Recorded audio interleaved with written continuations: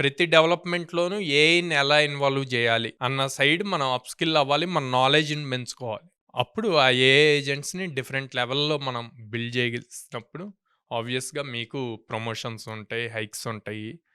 Next లెవెల్స్‌కెళ్తారు. So, ఇప్పుడు present మార్కెట్‌లో AI agents మీద చాలా ఫోకస్ పెట్టారు కంపెనీస్ అన్నీ గూడా.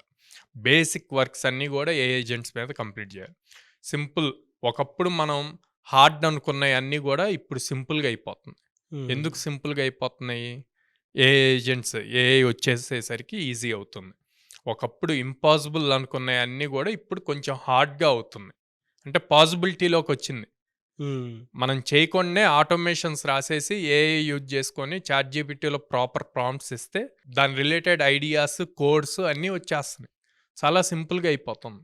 హ్మ్. సో, దీన్ని బేస్ చేసుకొని ఇంకా రాను రాను రోజుల్లో ఏఐ చాలా వండర్స్ క్రియేట్ చేస్తది. చాలా చేంజెస్ తీసుకొస్తది.